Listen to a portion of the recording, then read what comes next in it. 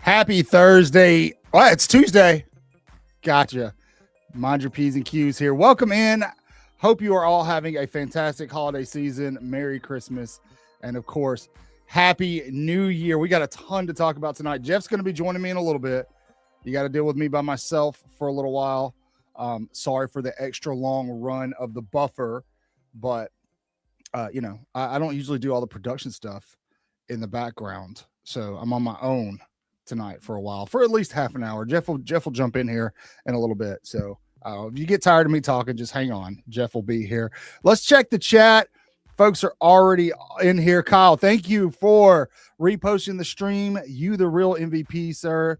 J-Rock, welcome in. Kat, always faithful, always true. Keith, Roll Tide. Lance, how you doing, buddy?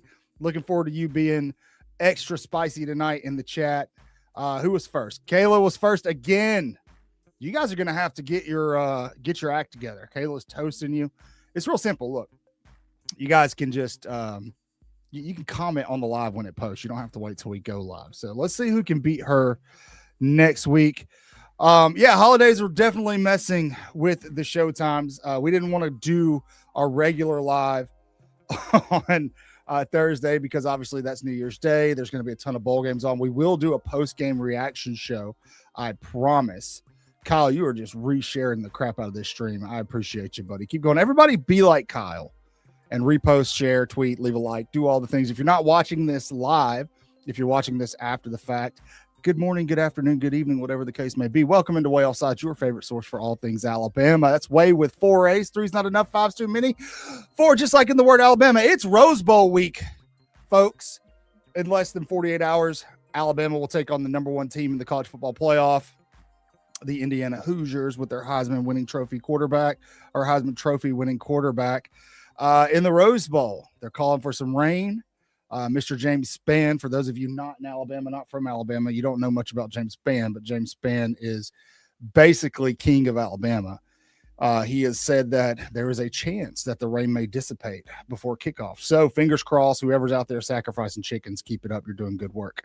So, he's coming. He's coming. He's in the chat, so he can see this for sure. That's crazy. Stick on him powder.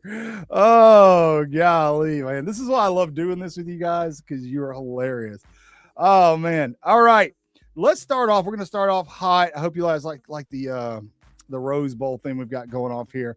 Of course, we're going to talk about this Rose Bowl game here in a little bit. But first, we got some portal updates for you. And thank goodness not many of them are negative in terms of Alabama. Jay Bake, what's going on? Welcome in. If you guys haven't heard the news, the Barn's having a rough time. And normally, I hate Auburn. I do.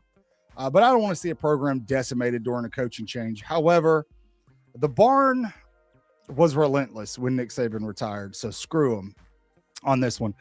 They've lost basically their entire roster. That daunted 2024 recruiting class that they had, or 2025 recruiting class that they had, the Freeze Five, all those things, they're all gone.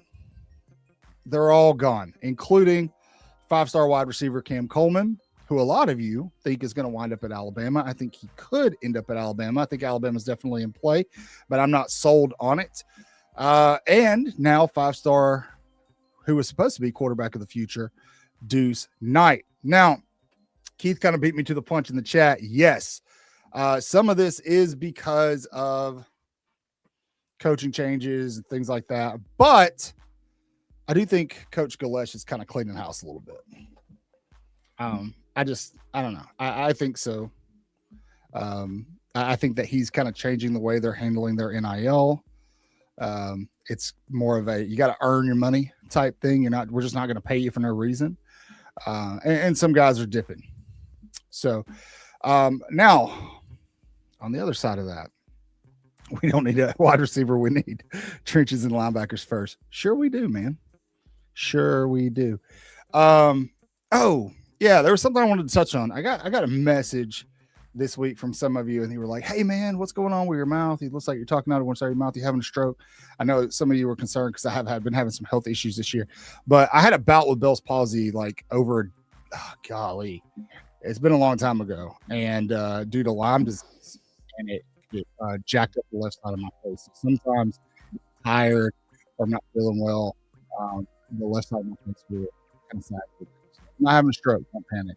Nobody send 911 to my house. Thank you. I appreciate you. So what's up, K-Spray? Welcome in. So, but yeah, Auburn's getting hit pretty hard. Red Morgan, yeah, recruiting Cam Coleman. Alabama doesn't need another wide receiver, but it would be dang nice to get a guy like Cam Coleman. You expect Alabama to probably lose some receivers in the portal when it opens in a couple of days, which folks were only it opens on the 2nd. So if Alabama loses the Rose Bowl, you can expect some injuries pretty quick, especially at the running back position. And I want to take my hat off and tip it. I'm not literally going to do that, but figuratively, I want to take my hat off and tip it to some of these media members that are in Pasadena. They're asking some tough questions of these kids. And Jeff and I touched on this a couple of weeks ago with Ryan Williams. I think now more than ever, it's okay to ask them the tough questions, especially some of them who are commanding millions and millions of dollars in NIL. And they're asking them, hey, what about next year? What are you looking at? Are you considering the transfer portal? Surprisingly for Alabama, yes, some of the guys you've gotten that whole, hey, I'm just focused on the Rose Bowl right now. But a couple of fan favorites, you've gotten a pretty definitive no. Ryan Williams was one today. I forgot who asked him, but he basically said, no, man, I'm Alabama through and through. No, portal's not for me. Keelan Russell, who everybody has been worried about with Alabama's quarterback luck and recruiting right now, has basically echoed the same sentiments. He's not going anywhere. So Bama's looking pretty good in terms of who they're going to keep. Again, retention. Courtney Morgan talked about that on signing day. He talked about that a lot. Retention is how Alabama uses its NIL primarily, as opposed to recruiting. Let the brand and the success and the showing on the field handle the recruiting. Use your NIL dollars to keep the talent, pay the talent that's playing on Saturdays, as opposed to folks who haven't played a snap in college yet. So we'll see what happens, but yeah, Alabama's going to lose some dudes. Sure. So is everybody. Video surfacing about Arch Manning in Tuscaloosa. We don't need Arch Manning in Tuscaloosa. What's up, Kevin James? I hope you're having a good day. Let's see what everybody's talking about. You guys are chatty tonight. You guys been in the booze early? Is that what's going on? Cat, they shouldn't. I haven't given up on Ryan Williams. There's a lot, our fan base. I'm pretty self-aware when it comes to Alabama's fan base. We can be pretty toxic. We have Lance, right? So, we could be a pretty toxic fan base. And, I said this in a video a couple of days ago. Everybody's going really, really hard at Ryan Williams because the expectations are through the roof, and we know what kind of money he's making at Alabama. But in doing so, they're kind of overlooking. It's been all the receivers, wide receivers, tight ends, running backs. There's been drops have been a problem team wide this year, not just Ryan Williams. He's definitely dropped some crucial ones in crucial moments. And But if, we kind of got to hold everybody the same standard there if they're supposed to be catching the football. Yeah, Mike, they do. They just lost to Illinois. SEC is not looking hot in bowl season so far. Not at all. It's a little concerning, to be honest. We'll talk a little bit more about that in a little bit when we get in the Rose Bowl preview. The rugby practice balls, that and the tennis balls, man.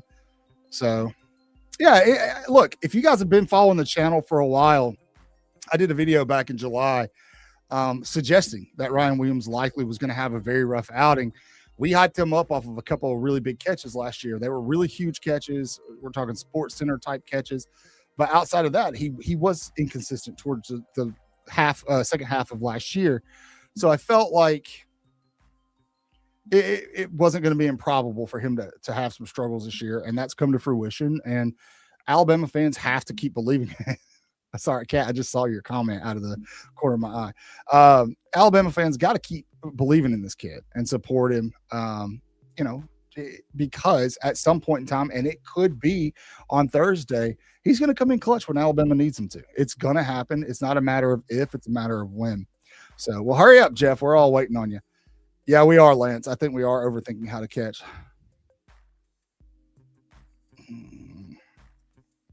Looking at, trying to catch up with comments. You're getting ahead of us. But yes, I did a video on this earlier today between, I was talking about Fernando Mendoza and Ty Simpson.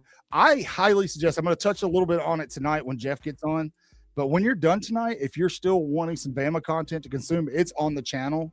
Go watch it. It's under the video section for 2025 Alabama football. It's there. There's some striking things that I kind of went through a breakdown. I looked at Ty Simpson versus the really good defenses and what you would call an elite defense that Alabama's played this year, and Fernando Mendoza versus the elite defenses that he's played this year. And it was a little eye-opening, to be honest. So go check that out when we're done here tonight. I promise you won't be sorry. But like I said, I am going to touch on it a little bit, so just hold tight. Not going anywhere. So, yeah, Lance, dude, I have a feeling that given the time, right? Again, we're getting into the Rose Bowl, but that's okay. Given the time that Indiana's had off, this is a huge factor that nobody's talking about right now. When we look at last year's playoff field, every team that had the bye week lost when they played. A certain amount of time off is a good thing to get healthy. Too much time off is detrimental to your cohesion and to that like fabric of the team. I'm not saying that's what's going to happen here, but it's going to take Indiana a little bit to kind of get their feet under them. Presumably, Ryan Williams, if he can set a tone early, this could be that game for him, man. Absolutely could be. Jeff, if you're still watching, I know you're on your way, but I want you to know that they called you powder, man. They called you powder. Now, okay, that's good. I had a feeling that was probably the case. I haven't kept track of Tennessee in the postseason. That's been the case with a lot of SEC squads. So that makes me feel a little bit better, just because the SEC has looked abysmal in bowl season so far. I will say I don't think bowl season is a proper metric anymore, or bowl success collectively is a proper metric for conference dominance anymore, just because of opt-outs and things like that. So, yeah. Okay. I'm not surprised. Not surprised. Cotton and powder. Interesting. I'm going to make Jeff change his little name. You can't see it because of the graphic, but mine says cotton right there. I'm going to make Jeff change his to powder. You should do that. I'm his boss, so just say it. Anyway, so guys, how are you feeling about this Rose Bowl? Before we get too far into the weeds on it, I want to see your comments. How are you feeling? I think that there's two different kind of fans here. There's fans that are wildly confident, which I appreciate. And then there's fans who are a little more realistic. He's coming, Jeremy. The powder man's coming. You guys are ridiculous. Way offsides powder.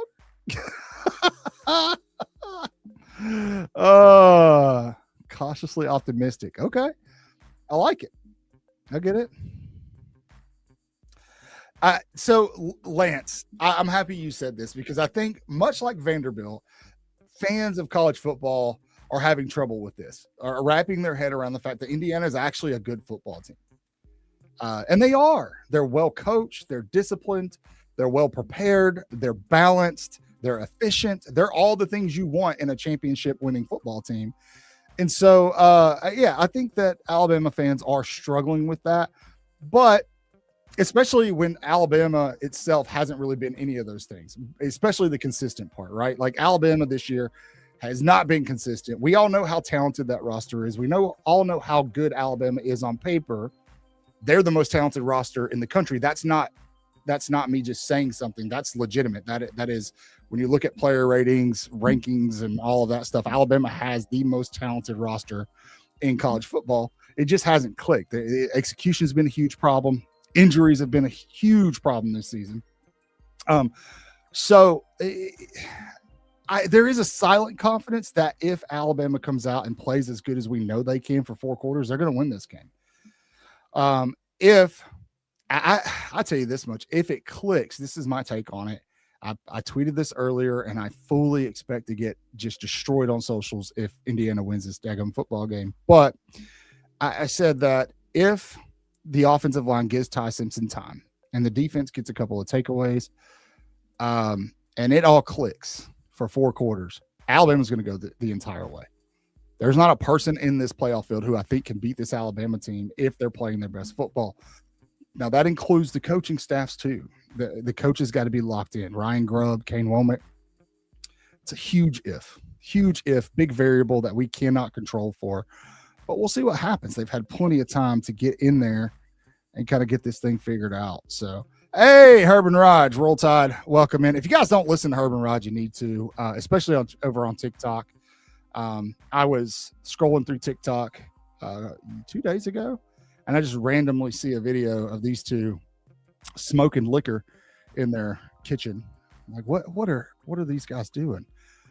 Yeah, setting stuff on fire in their kitchen. So definitely worth a follow if you haven't yet. It's fantastic stuff.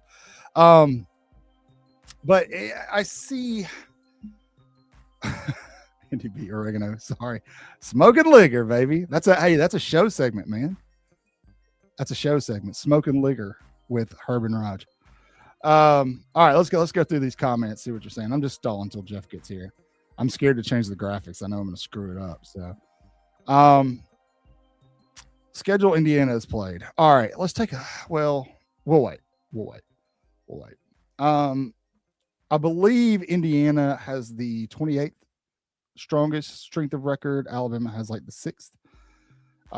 So I get that. I understand that, but I'm not willing to pick based off of that, because once that first drive happens, if Indiana goes down the field and scores on Alabama's defense the first drive of this game, the strength of record no longer matters because they're smacking you in the face currently, and vice versa, right? That applies both ways. So strength of record doesn't matter anymore because the two teams are going to play each other. So I'm trying to not lean into that too heavily. But when you really look at the quarterback comparisons, you start to see some trends and some things that really make you go, And you know what? I'm just going to do it. Let me get this off the screen for you guys so you can see better. See, this is why I need Jeff, but he'll be here in a minute. All right, let's make sure I click the right thing here. There we go. All right. This is your quarterback comparison. You got Ty Simpson, Fernando Mendoza. Obviously, Mendoza wins the Heisman Trophy, wins the Big Ten Championship. You can see a striking difference right off the bat there in total QBR. Ty Simpson has thrown for more yardage. Now, Ty Simpson has thrown the ball a lot more because Alabama is very one-dimensional. Ty has thrown for 28 touchdowns, 5 interceptions. Mendoza's thrown for 33 and 6. Now, what makes Mendoza so dangerous is that Indiana is very balanced, right? They average about 221 yards per game on the ground. Even if it's not raining during the game, it is going to rain in Pasadena leading up to the game. Field conditions could be concerning. Tackling could be an issue. Indiana does what Alabama was doing about midseason, in that they try to control time of possession. They try to keep your offense off the field. So Alabama's going to have to tackle very, very, very well in this one. Now to the quarterbacks. In my video earlier, like I said, I'll touch on this a little bit. All right. What I saw was basically this, and we'll go over the entire thing. I've got it right here in the note, ready for you guys. So basically in a direct comparison of tough matchups, right? And this is efficiency, quarterback efficiency versus strong defenses. Mendoza versus top defenses that he's played that include Oregon, Ohio State, Wisconsin, trying to think of the other ones, Iowa, Penn State. Yeah, that's all of them. He is completing about 60% of his passes, right? Now, his touchdown to interception ratio in those games is 5-4. He is throwing the majority of his interceptions against the best defenses that he's played. Now, Alabama is a top 10 defense. They're probably going to be the best overall secondary that Indiana is going to see. Alabama doesn't have a pass rush that's super consistent. But now let's talk about Ty Simpson. Ty Simpson has been pretty solid to high, right? His touchdowns against top 30 defenses, he's thrown 19 to 2 interceptions against top 30 defenses. Now, this is obviously excluding the SEC championship, things like that. He's been very efficient with low turnovers against some of the better defenses in the conference. Now, how good is the SEC? That's the question. The SEC is getting boat race right now in bowl season, sometimes by Big Ten teams. So, that's kind of what we're looking at. So, let's see. I'm trying to bring this up. All right, Mendoza stats in these big games against Iowa, right? Threw the ball 23 times, completed 13 of those for about 57%. Threw for 233 yards, 2 touchdowns, 1 interception.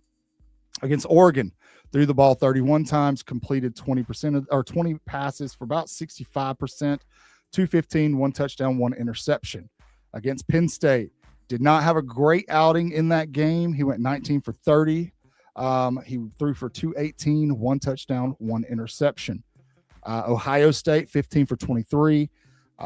He about 65%, 220 yards, 1 touchdown, 1 interception in those games. Now, when we look at Ty Simpson and what he has done, he's played a lot better, right? He went off against Wisconsin, not even going to go over those numbers. But against Georgia, he did not play well. He had 1 touchdown, 1 interception. Now, this is the SEC championship game. Threw for 212 yards, 19 for 39 against Oklahoma in the college football playoff. Went for 232, 18 for 29, 2 touchdowns, 0 interceptions.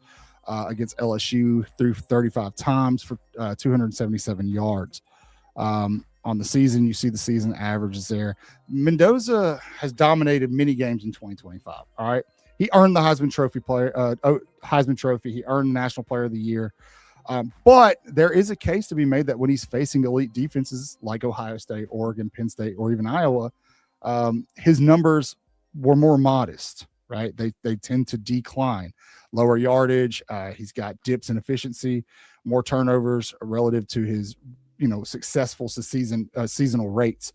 Ty Simpson, on the other hand, has been a little bit more consistent and efficient when facing better defenses, especially if he gets to play them twice. Now, we throw that SEC championship game out here. Why? Because you had that offensive line was patchworked. Alabama's going to this game about as healthy as they've been. And so he's produced a pretty strong touchdown to interception ratio, sustained yardage, facing some of the best defenses and pass rushes in the entire country. So they're not exactly telling the entire story, I think, when we talk about Mendoza versus Simpson. So, but that's the thing. Yeah, Mike, you're right. That great comment, man. Because even when he was not playing his best against those good defenses, they still found ways to win football games. And that is what makes Indiana so scary. That's what makes them so good, is because they can either do just enough to beat you, or they can lean on that run game. They have a very good run game. They have a very, very good defense. Okay. So yes. You're right. You're right. Let's see what everybody else is saying. I didn't read any of your comments while I was going through all of that. So, I'll be there.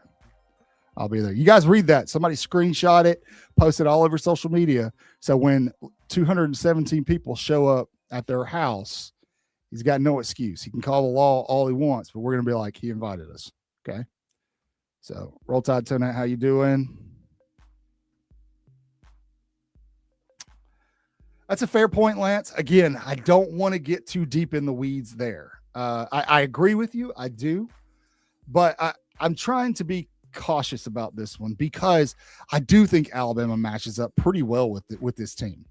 I've said it when we got the draw. If we could get past Oklahoma, I like the way Alabama matches up with Indiana. I like the only other team I don't necessarily like how they match up with is Oregon, but I like the way they match up with Texas Tech. And looking at the rest of the playoff field, the only other team I really would be concerned about their quarterback is probably Ole Miss because of the dual threat option. But yeah, I don't want to lean too much on the Big Ten. You know, they did play a weak schedule. We're talking Purdue, things like that. You know, Ty Simpson had one of his worst games interception-wise against Eastern Illinois. So that's kind of the point I'm trying to get at is when Ty Simpson has had to step up this year, he has. Now, also keep in mind that a lot of Simpson's yardage and things like that, a lot of his difficulties, yes, they're his fault at the end of the day, but when you have receivers consistently dropping balls in a game, it started in the FSU game early on in the season. It's going to set you back, right? It's going to set you back.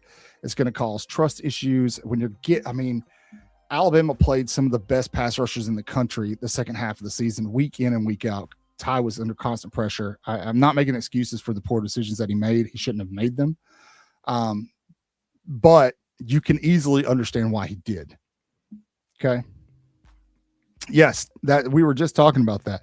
They are. But again, because of opt-outs, kids go ahead and saying, I'm jumping in the transfer. I mean, look, the college football calendar is a mess, right? The transfer portal opens in 2 days. Because of that, it's claiming conference superiority based off of bowl wins is a thing of the past. Like it doesn't matter anymore. It doesn't matter. If that's the case, then the SEC shouldn't be in the college football playoff. Alabama should be out. Georgia should be out. Ole Miss should be out. You know, I just don't feel that way anymore. 10 years ago, sure, absolutely.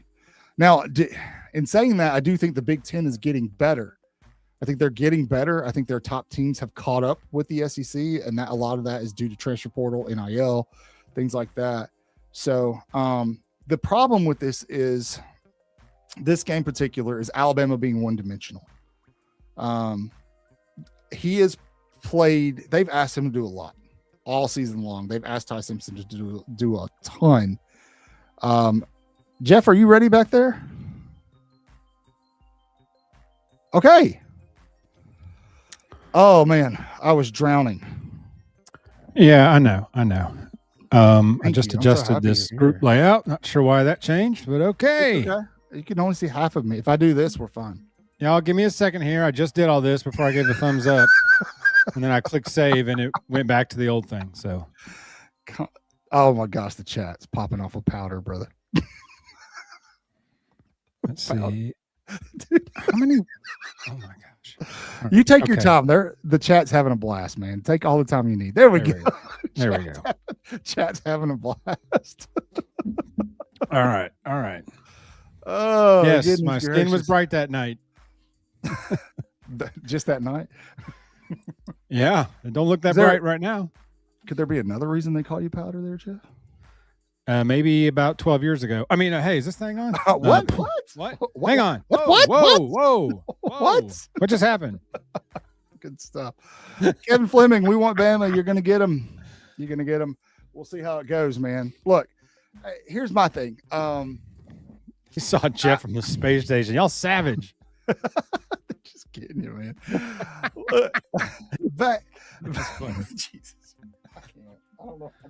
How do we get back on track? So Michael's not going to be able to stick with it. Okay, guys. All right. Enough. Let's talk football. Okay. All right. There we go. Look, here's the thing, and I've seen Alabama fans, I've seen Indiana fans on social media this week trying to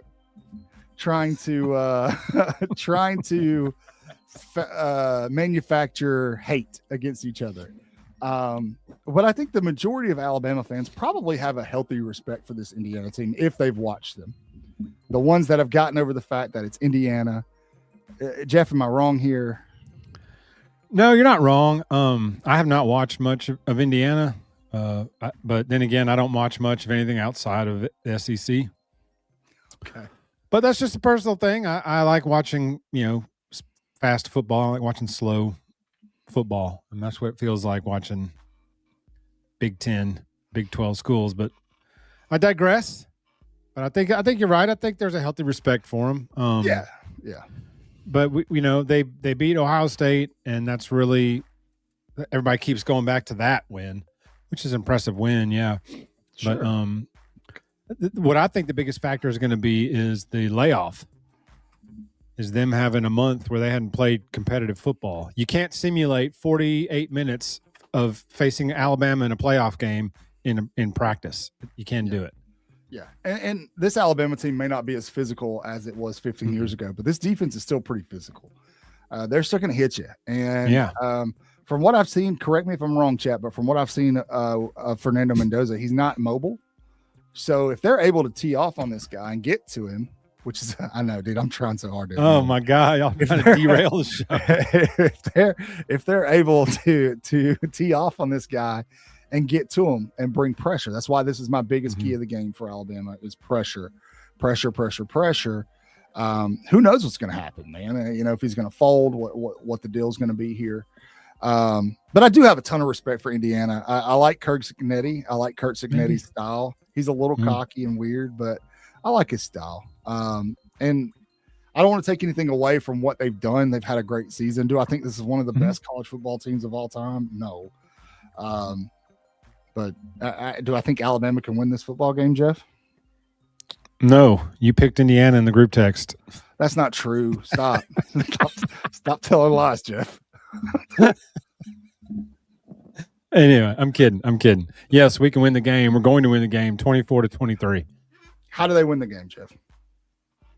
I know score more points, but yeah, they'll have one more point in the end. That's the main reason they're going to do to win the game.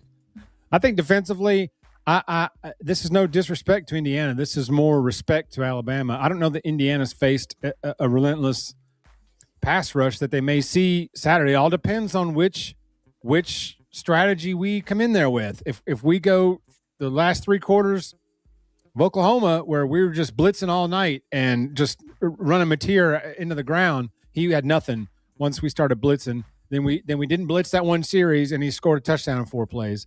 Then we went back to blitzing, and he had nothing for it.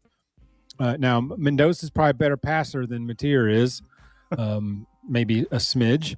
But I don't know. I don't know that. Yes, that's true, Lance. I don't know that that he's ever faced what he's going to face Saturday. I'm not saying that he's never faced a juggernaut like Alabama. That's not what I'm saying.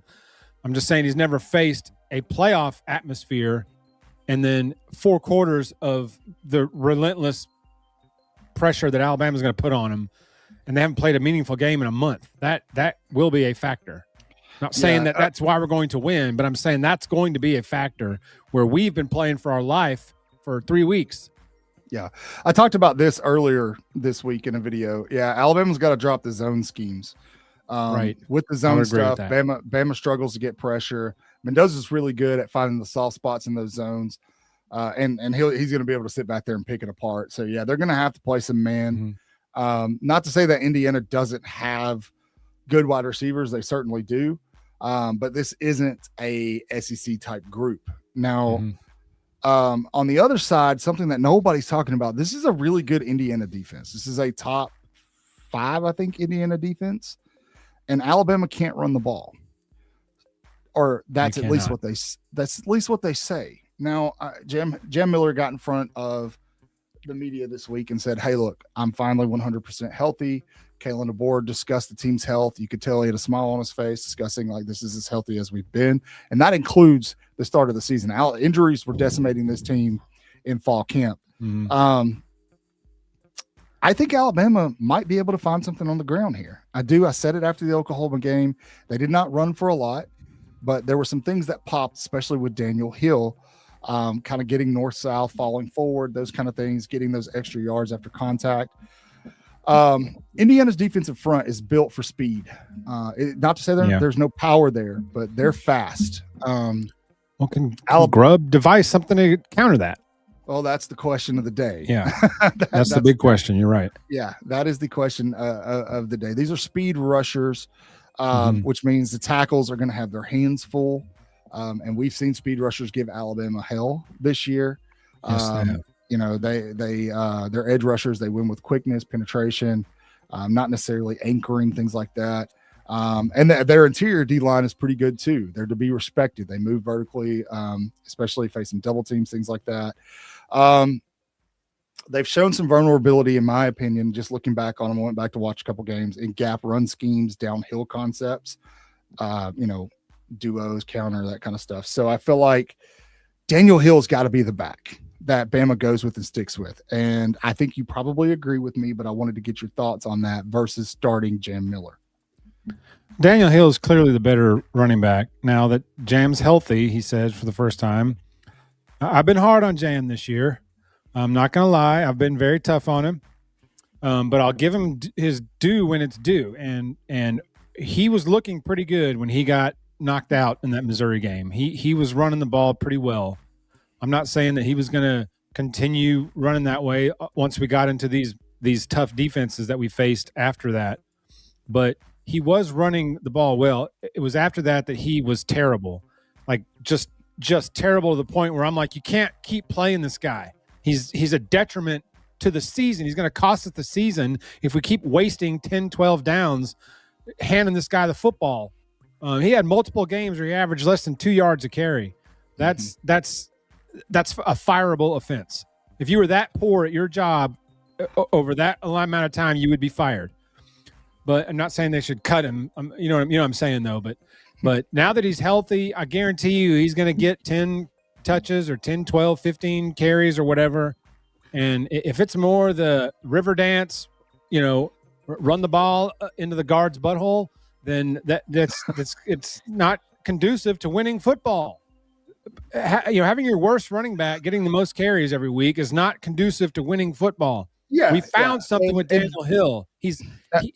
He's got flaws in his running. There's flaws there, but he's the only downhill runner that we've really seen because since Riley broke his jaw, he's been out of the mix. Richard Young hadn't gotten a carry since week 2. A.K. Deere, they just refuse to play him. There's gaps in his game somewhere where they're like, even his explosive potential's not good enough to overshadow or overwrite whatever he's lacking in. That's fair, and that's why I wanted to get your thoughts because I feel like Daniel Hill is he's definitely the option, right? Like he's the guy that you want to go with. And we saw it when Jam Miller got back healthy in the Iron Bowl. He looked like himself for a while. But in the SEC, or not the SEC championship game, in the Oklahoma game, he looked back to, just cutting right into the guards, and it was awful. And so those downhill concepts, that's what I feel like. I really do feel like if they can get some of that going early, maybe that requires kind of going quick like they did against Oklahoma with that little sugar huddle they were doing, getting some things working on the ground. Yeah, it's gonna take some time or some of the edge off of Ty Simpson. Now, Alabama's offensive line they do have a size advantage here, and they have an experience advantage. None of those things have clicked this year, right? The bigger interior linemen are, they're supposed to excel at double teams and combo blocks. We've seen a lot of that communication fall apart across the offensive line. It did look better after the first quarter of the Oklahoma game. Do you think something changed? Do you feel confident that something changed? Maybe. The performance was certainly better, so you can't deny the results were definitely better. We're going to have some help at running back. Hill's obviously the man, but I don't think his stamina, he can carry it, 20 times a game. I don't think that he can hold up for 4 quarters if he's getting the ball that many times. Maybe I'm wrong, but he's never been given that chance first. But there's a reason he hasn't been given that many touches either. And I think it could be possibly a stamina thing. So, but we'll see. I mean, the shifting of the line still here, 14 games into the season is maddening. It feels like at this point, could we not find the 5 best linemen and roll with them? But, I think injuries had a lot to do with that too. I think you're right about that. Everybody wants Roberts to play, but there's a reason Roberts isn't playing. If he was the best lineman, I think he would play unless I don't know. Formby was terrible for 5-6 games, never came off the field. I couldn't explain it. And Carroll's not really playing his natural position. I think he's a guard. I think we recruited him as a guard. So I don't know that there was a different scheme, but they were more effective. I don't know. The running plays didn't look any more creative. They just had a seam and got it. So I think some of it was like we said, the sugar huddle, and then Alabama used a lot more pre-snap looks. They were doing a lot of motion. I think they were confusing Oklahoma. I really think that if they copy and paste a lot of that second half game plan against Oklahoma in this game, they'll find some success if they do a lot of the same things. I agree. I do think that because of that, and with the threat of Ty Simpson, like Indiana's linebackers, they're not super aggressive with their linebackers, but their linebackers, much like their edges, are fast. Yeah. Right? They react really well. They trigger downhill pretty quick. They attack gaps. They're very disciplined in their gap integrity.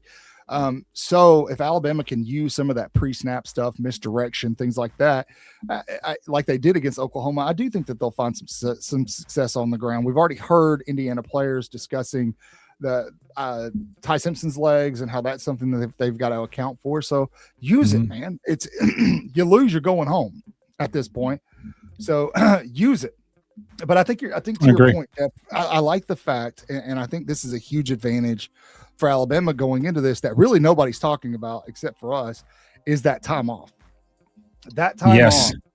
That big we factor. We saw it play out last season. Every team that had a bye week in the first round of the college football playoff lost when they played, and it had to be. I mean, that's not a coincidence. And so how will that impact Indiana in the Rose Bowl? We'll find out tomorrow. Let's see what Ohio State looks like. And if it's a very similar as last year, I might feel a little bit more confident coming out of that Miami-Ohio State game. Yeah, so I agree. I think Bama has an advantage right there. I do. And this isn't the biggest. This isn't. I mean, in terms of what's at stake, But I mean, this isn't. Would you consider this the biggest game we've played this year? No. Right. The Iron Bowl was the biggest game we played this year because they had to win it on the road. Bingo. Yeah. On 100%. The road in the Voodoo house at night. That was the biggest game Alabama played. Thank you. So Georgia and Athens. Those to me, this Alabama team is battle tested. A little more than Indiana. Once again, this isn't disrespect to Indiana. This is more respect to Alabama and the path we've taken to get here.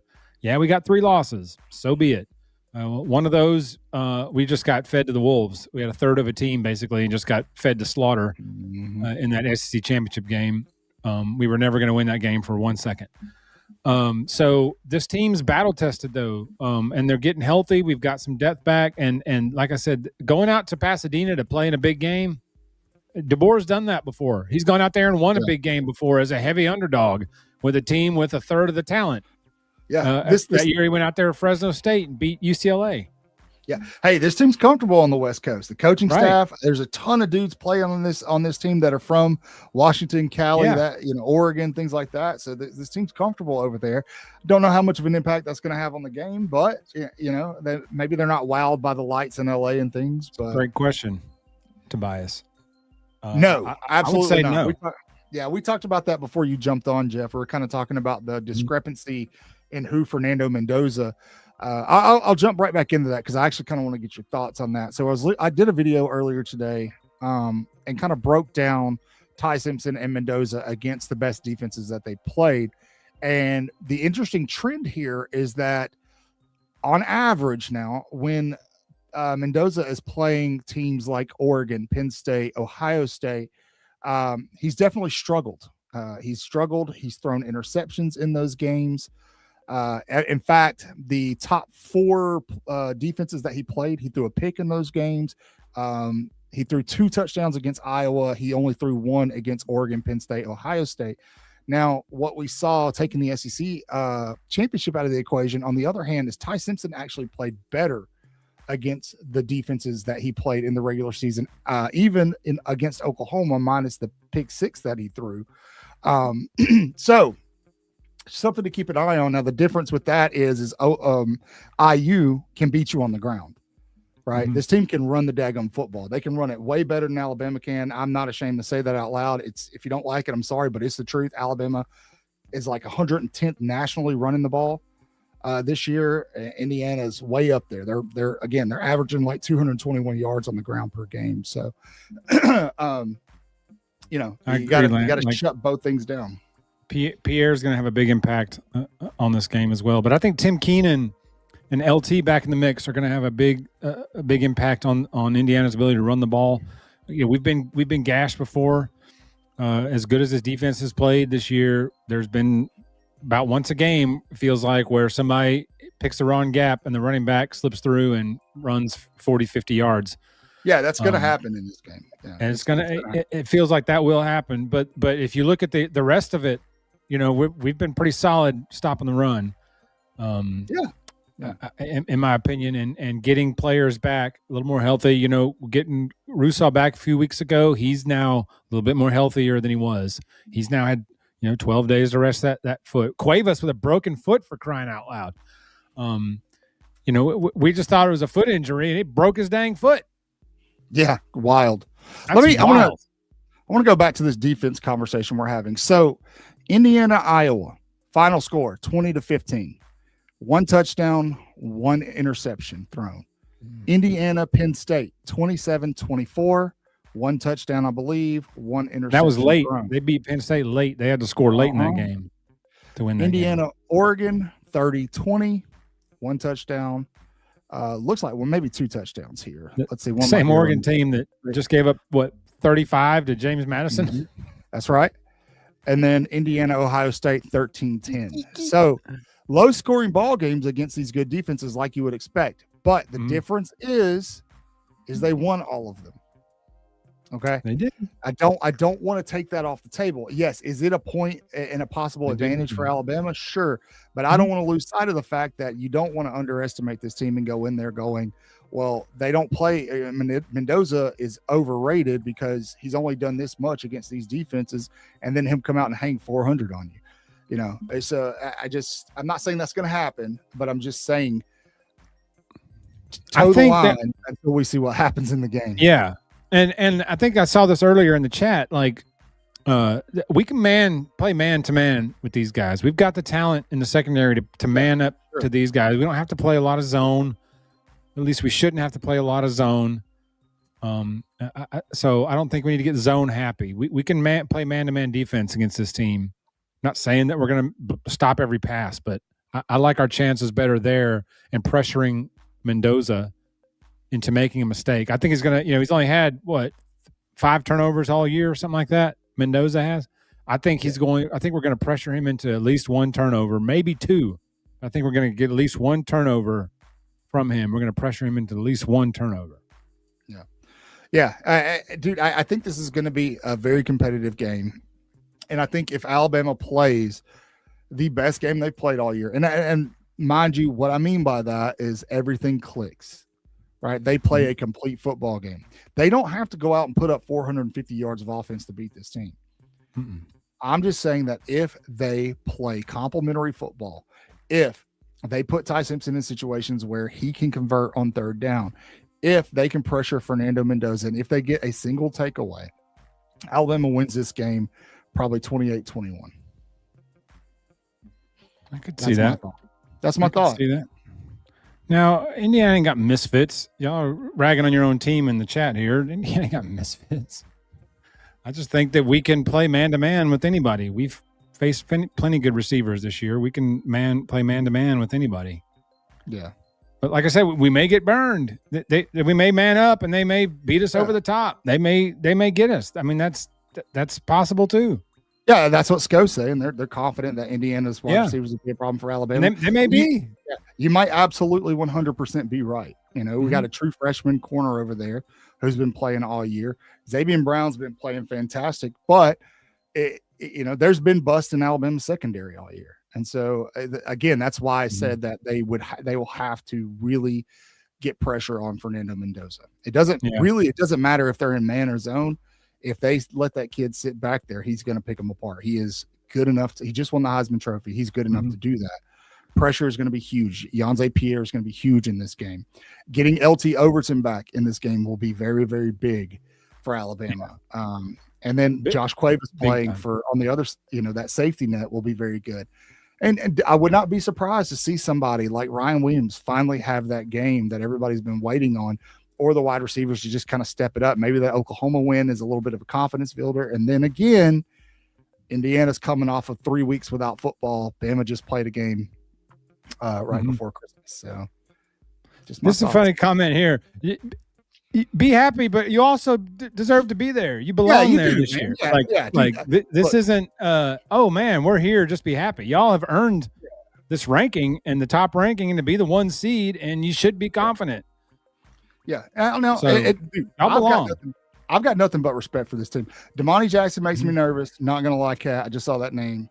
I've got nothing but respect for this team, for this Indiana team. And Alabama fans that are sitting there trashing Indiana online, they're either not serious or they're just trying to get under your skin. Of course, I'm going to pick Alabama to win this game. I'm an Alabama fan. Do I think that if Alabama comes out and does what it did, I don't know, against South Carolina on the road, they're going to lose this football game. If they come out and play like they did in the Iron Bowl in the second half of that game, they're going to lose this football game. I think Alabama has the pieces there. I think that they also, Alabama has depth that'll show up late in the third quarter, fourth quarter. I think that depth has showed up a couple times this year. They don't have a ton of it because nobody does anymore. But Alabama's just kind of been building this thing longer than Indiana has. So there's more talent on the roster overall. That's not a knock at Indiana. It's just because of who Alabama's been for so long and who Indiana is becoming. So, but I again, like I said, I want to preface, I have nothing but respect for Curt Cignetti. I think the dude's funny. I think he's one of those characters that's really good for college football. Les Miles type guy, Lane Kiffin type guy with his, very unique. But I'm picking the Tide, man. 28-21, Alabama. And this isn't going to be the last time we're talking about Indiana either. This isn't a 2-year window and then you never hear from them again. This team is going to be in the mix. As long as Sig is the coach, they're going to be a threat. So we need to get used to seeing Indiana in these discussions. Sure, absolutely. As long as Cignetti's there, they're going to. They're going to. But I just think that there's some things that aren't being talked about that could bode as an advantage for Alabama. And I just think they need to be discussed before we're going into the game. So. Experience, Chuck. We may not have many stat sheet facts, but West Coast big games aren't a thing. This is just another big game. I have this. So let me I'll show you. This is thanks to Clint Lamb over at Cover Crimson. So yes, Indiana does lead in most statistical categories here. You can see it. They're highlighted in green. Points in game. Alabama is allowing they complete more passing yards per game, but not by much. It's a very thin margin. And they allow less passing yards per game. Again, very thin margin. Now, what we're discussing here is level of play. It's something that has to be considered, but I'm not willing to make a pick off of it, right? I'm making my pick off a little bit of bias in the fact that Alabama has been probably the most resilient football team I've seen all year, outside of maybe Georgia, who if they're not playing Alabama, they're, that whole hard to kill thing that Oklahoma tried to rip off of them. It really belongs to the Georgia Bulldogs. But they truly are. They're the Michael Myers of college football. But there are some things that I think are misleading about these stats. that I think will show up in the game, and some of them are in Alabama's favor. Not all of them. There are absolutely things that Indiana does much better than Alabama, and I started off the show talking about those. So when you get a chance, make sure you go give it a listen. But all right, let's pull that down. Jeff, can you put us back? I think we're winning the game 24-23. I think that's what. Yeah, I'm going to say 28-21. It's going to be. Now, what about Ole Miss, Georgia, Jeff? Georgia. I'm taking Ole Miss, man. I don't think there's any way, a chance in hell, Pete Golding beats Kirby Smart in a playoff game. That 3-week bye, man. Just saying. I could be wrong, but I just can't. I can't with a good conscience. Now, tomorrow night's game, you got Miami, Ohio State. I believe they're playing in the Cotton Bowl. This one's Georgia, easy. Ole Miss will be in the Sugar Bowl. You're picking Ohio State, right? Yeah, me too. You going to trust Carson Beck? Okay. Yeah, no. Yeah. Give me Ohio State. I do want Miami to win it just so I can get that Carson Beck Georgia matchup. That would be funny, but there's no way Carson Beck is beating Ohio State. No. All right. And then lastly, you've got Oregon, Texas Tech. I'm going with the Red Raiders. The Red Raiders. Yeah, I like Texas Tech in this game. I like Texas Tech in this game. Fantastic. All right. Jeff, Jay Beck had Bama, UGA, Texas Tech, and Miami. I'm good with I like those except Miami. I think Ohio State beats Miami because of the Carson Beck factor. I think you're right, Keith. I think that they are. I think they're the Cinderella story of the playoff, and I'm not gonna complain if Ole Miss goes and wins this whole thing. I'm really not. I won't complain if they win the whole thing. I won't complain loudly. I won't complain if or if Indiana wins the whole thing. I'll be pissed off if Georgia, Ohio State, or Oregon win it. Which get ready. One of those three teams. I know. Oregon's not winning it, but get ready to be pissed. I know. I hope you're not, but just prepare yourself to be pissed. However, that Miami, Georgia, that would be intriguing. That would be an intriguing matchup. And then talk about Kirby licking his chops. He was like, man, I busted this guy in practice for 3 years. Yeah. I know exactly what to do with this cat. About to take it to him, man. About to take it to him. Texas Tech does look strong. But there's also questions about level of competition with Texas Tech as well. So, all right. Well, that's going to be about it, man. Jeff, we're not doing a live, our regular live on Thursday night, right? We're going to do a post game, correct? Right. We're doing post game. 7 o'clock is what the tentative broadcast schedule is, but we'll go live when the game ends. Okay. But yes, that will be Thursday around 7 because the game's at 3 Central Time. So games last about 3.5, 4 hours. So we're looking, tentatively around 7 Thursday. Okay. For the post game show. Okay. I think that's all we're doing Thursday. We may. I was thinking about this earlier. Depending on how that Miami Ohio State game plays out tomorrow night, if something crazy happens, we may hop on for a little post game reaction, depending on how that game goes. If it's a blowout and boring, no big deal. But if something crazy happens and it's wild, I'll probably hop in here for whoever else wants to come in here just to get the pulse of how people feeling about what they just saw. Sounds like a good time. Playoff games.